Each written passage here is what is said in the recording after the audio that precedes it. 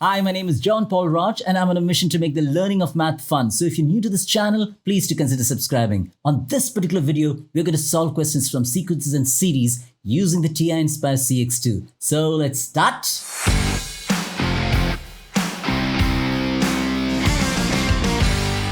The question we have is, the fifth term of an arithmetic sequence is 0. So this is an AP, and we are given that the fifth term of this AP is 0.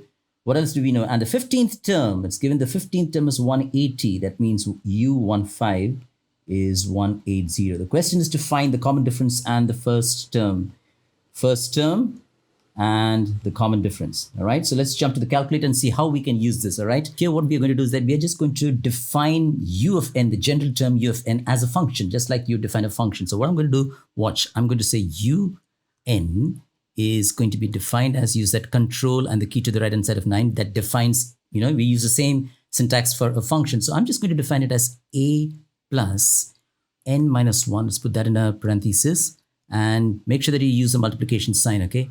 D. So you can see that A is an unknown, D is an unknown, and this is a non-cast version, okay? So there we go. It says done, and we've defined it. We've seen similar questions before where we solve this with a calculator, and you know that it results in simultaneous equations, and we solve those simultaneous equations, and then that's how we calculate A and D, correct? So what we're going to do is that we can go to menu, algebra, and then we can pull out this solve system of linear equations. And we'll say, okay, we need two equations. And this time we'll say we need that equations in A and D, all right? Because those are our variables.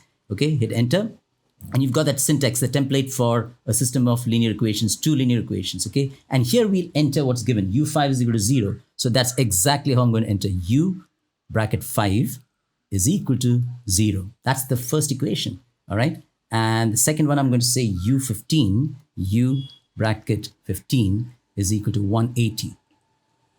And when I hit enter, there we go. The first negative 72, that refers to A. All right, so A is equal to negative 72 and D is equal to 18, just like that. Okay, so if you have a question like this that comes in the calculator section, you know what? Don't waste your time. You can just use the calculator smartly and say that A is equal to negative 72 and D is equal to, what was that, 18.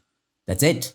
Cool. Let's look at another question. This time a GP. It says, find the number of terms in each of these geometric sequences and the sum of the numbers in each sequence. So let's pick one of these questions that look a little crazy, something like these fractions, 108, 9 over 32, 81 over 128, and so on and so forth.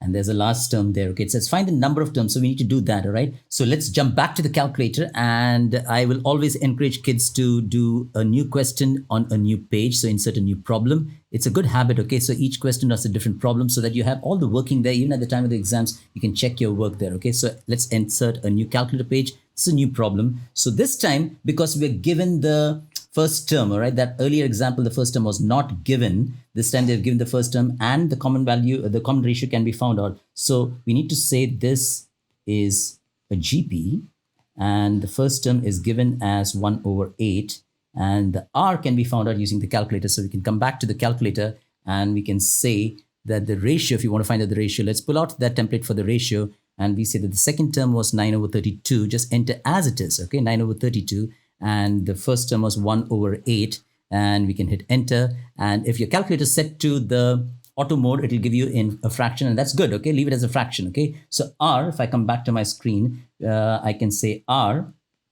is, what was that, 9 over 4, okay? So we use the fact that the second term to the first term, the ratio of the second term to the first term, using the calculator, simple calculation, we just found out R is equal to 9 over 4. Now we look at the last term. It says find the number of terms, the last term. So all that we need to do is that we can say U of n must be equal to A, which is 1 over 8, times R, which is 9 over 4, times n to the power of n minus 1, okay? 1 over 8 times 9 over 4 to the power of n minus 1.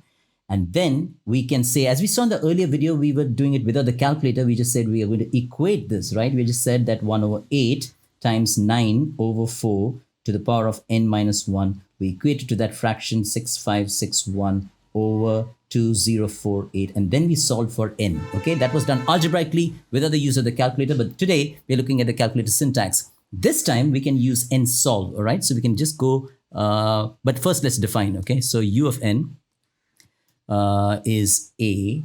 Let's do that with the definition. A was 1 over 8. So I'm bringing that template for the division sign, 1 over 8 times, use this multiplication sign, please. All right. And then you can put the parentheses, and our ratio, common ratio, was 9 by 4. So that's 9 divided by 4. And this is to the power of n minus 1. Okay. Hit enter. It's done. Now let's bring back that algebra menu. And this time we're going to choose n solve, numerical solve. And we're going to solve for n, right? So we say U of n is equal to, what was that? Let's bring back that template. This is a good exercise to remember where all these shortcuts are. 6561 divided by, what was that, 2048? Yeah, 2048, comma n. Don't forget the syntax, okay? There's a comma n. That means you're solving in terms of n. Hit enter and we get 5. That means the fifth term, all right? There are 5 terms. The fifth term of that sequence, the geometric sequence that's given to us, the fifth term is equal to 6561 over 2058. You can write that down. So U5 is the fifth term, that's 6561 over 2048. Okay. Now, what else is asked in the question? It says the sum of the numbers in the sequence. So we need to add up all those 5 terms. We need to find out S5. Cool. Again, let's jump to the calculator this time. And it's the same question. So we are sticking to the same problem. So this time, we're going to pull out the catalog key and bring in that summation sign, all right? And here we can say n goes from 1. You can hit tab to go to the different fields. Okay, if I hit tab, it goes to that next field. You can say 1. Tab to the top field, you can say 5. This is 5 terms, so we are summing up to 5 terms. And here, again, I'll hit tab. I can just type in U of n. All right, and the moment I've done that, hit enter, and that is the sum. That is the sum of the first 5 terms. Isn't it pretty cool? Let's just go over what we've done, okay? So first we found out the ratio using the calculator, simple calculation, all right? That was the common ratio. Then we defined U of n is equal to 1 over 8 times, don't forget that, okay? That multiplication sign, you need to use the multiplication sign, and that's the common ratio, n minus 1, we defined it. And then the question said, find the number of terms. In this question, we used n solve. In the earlier question, if you go back to that, we used the idea of simultaneous equations, and there we use linear solve, all right? And here, the same algebra menu, we used numerical solve. And then to find the sum of the first 5 terms, we used the sigma notation from this template's key and just enter un because you've already defined it, right? So that's the power of using the TI-Nspire CX2. You can just define it as a function. You know, this nth term, the general term, just define it as a function and it just flows so smoothly. So I come back to the screen and I say, what was the sum? The sum is 11605 divided by 2048. Okay. Now, a couple of things. If you have a CAS calculator, you can calculate the sum to infinity. Yeah, I'm serious. Okay. So let's just jump to the calculator. This is a CAS screen. This is CAS screen. And if I just go to that, I need to define my UN. Okay. One sec.